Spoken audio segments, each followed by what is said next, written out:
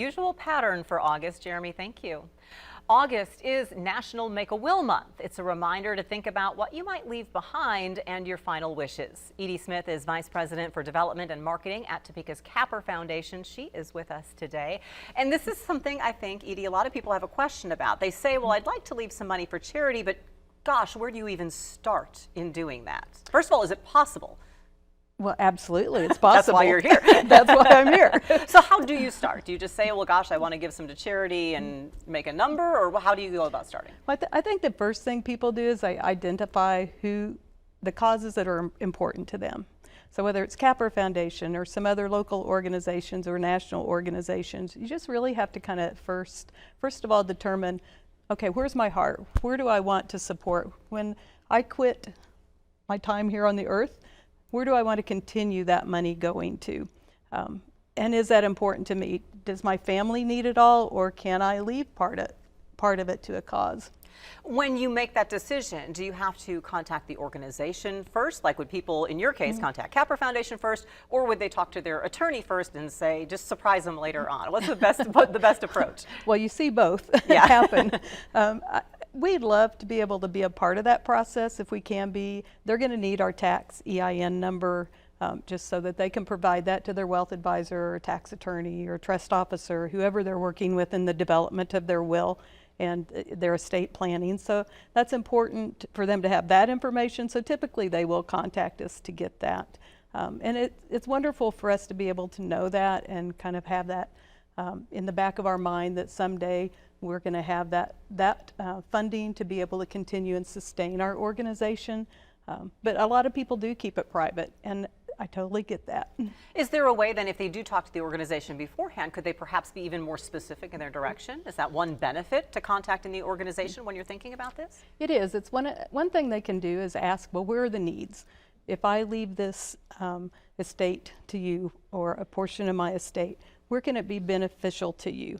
And it's good for them to understand that so that they know that it's going to be impactful for years to come. So yes, we love for them to be able to share some of that with us, but it's not necessary. Some people are very private, and that's the way they want to keep it. And you've said there are many ways people can give. So you can say there's a certain dollar amount you want to give to charity. There's a percentage of my estate I want to give to charity. You can even kind of do an after the fact. I want my loved ones to get this amount, this amount, this amount. And then if there's some left over, let's put it here and here. But why is it, no matter what you choose, important to put it in writing? Because I can tell people I love charities XYZ, right, but when push comes to shove, if I don't put it in writing, it can end up in the court system, and it's going to get distributed according to your local laws. And I can tell you right now, if you don't have a will, there's really two purposes for a will, and one is for the intent of your estate.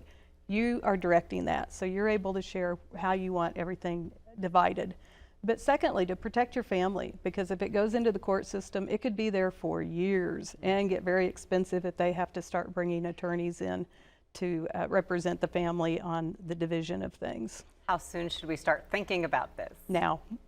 That's why this is the beauty of it is you can always change your mind, right? If I make a decision when I'm 20, I can change that decision when I'm 30, 40, 50, or far beyond. So really, this is a month that we're just trying to build awareness. If you don't have a will, let's create one. If you have one and it's time to update it, which is something my husband and I are in the process of doing right now, that is a great time to get it top of mind, because once we get into the holiday season, yeah, that's the last thing we think about. Does it have to cost a lot of money to make a will? It does not. It depends on how deep you want to get with that. But I do advise people get professional advice on that. There are some sites like Free Will if you want to go online. If it's going to be very, very simple, you could possibly use something like that. But I do prefer that you, just to protect yourself and protect your family, get professional advice from someone who can do that and help you with it. What's that old saying? You can't take it with you. You can't take it with you. So tell people where you want it to go when you are gone. And I don't care what age you are.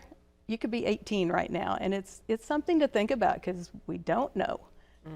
So we're seeing a lot of wealth transfer from the boomer age to their kids and grandkids. And so with that in mind, they want to protect that as well. So it's very important. Very good advice, a good reminder to all of us. If you're interested in learning about Capper Foundation specifically, just email Edie, esmith@capper.org, or another organization, contact your favorite charity and let them know that you'd like to remember them as well. Edie, thank you. Good advice. Thank you. Appreciate it. Still ahead, we are going to give you a taste of an upcoming festival honoring Indian culture. Next.